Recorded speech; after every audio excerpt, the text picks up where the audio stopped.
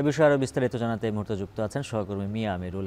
আমিরুল, জানাবেন কর্মশালায় সিইসি কি বিষয়ে দিক নির্দেশনা দিলেন?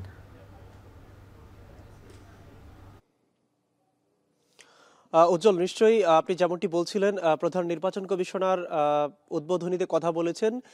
কমিশনের পক্ষ থেকে যেটি নিশ্চিত করা হয়েছে, মূলত তারা কেন্দ্রীয়ভাবে এমন একটি ব্যবস্থাপনা করবেন যেন এআই এর যে অপব্যবহার হয় কিংবা এআই রিলেটেড কোনো বিষয় যদি হয়ে থাকে নির্বাচনের আগে পরে বা নির্বাচনের সময়, সেটি যেন তাৎক্ষণিক ব্যবস্থা নেওয়া যায়, সেটি কিন্তু প্রধান নির্বাচন কমিশনার বলেছেন। এবং এর পাশাপাশি আমরা দেখেছিলাম অন্যান্য কমিশনাররাও কথা বলেছেন।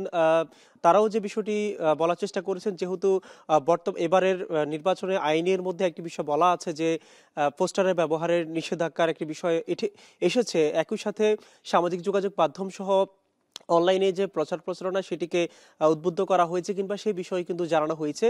তো বলা চলে সামাজিক যোগাযোগ মাধ্যমে যেহেতু এআই এর রিলেটেড অনেক ধরনের অপতথ্য ছড়ানো হয়, সেটি নিয়ে কিন্তু শঙ্কার কথা জানিয়েছেন বিভিন্ন কমিশনার থেকে শুরু করে এখানটায় যেহেতু অন্যান্য আরও যারা ছিলেন, বিশ্ববিদ্যালয়ের শিক্ষক ছিলেন, সেই সাথে বিভিন্ন টেকনিক্যাল এক্সপার্ট যারা, তারাও কিন্তু এখানে উপস্থিত ছিলেন। তাদের পক্ষ থেকেও কিন্তু নির্বাচনে এআই এর অপতথ্য ঠেকাতে যে বিশেষ ধরনের কি কি ধরনের ব্যবস্থা নিতে পারেন সে বিষয়ে কিন্তু বলা হয়েছে। এবং আপনি জেনে থাকবেন, সম্প্রতি নির্বাচন কমিশন তাদের যে অংশীজন রয়েছে তাদের সাথে সংলাপ করেছে, সেখানেও কিন্তু এআই রিলেটেড কথাগুলো উঠে এসেছে। এবং সবশেষ গতকালে আমরা দেখেছিলাম বিভিন্ন বাহিনী এবং সে সাথে যে গোয়েন্দা সংস্থা যারা রয়েছেন তাদের প্রতিনিধিদের সাথেও কিন্তু এই বিষয়ে কথা হয়েছে এবং সেখান থেকে মূলত এই মোটা দাগে এই বিষয়টি উঠে এসেছে। এবং নির্বাচন কমিশনের পক্ষ থেকে আমরা এর আগে যেমনটি দেখেছি যে একটি কমিটি করা হয়েছিল, যদিও কমিটির এখন পর্যন্ত কতটুকু কাজের অগ্রগতি হয়েছে সেই বিষয়ে কমিশনের পক্ষ থেকে এখন পর্যন্ত অফিসিয়ালি জানানো হয়নি। তবে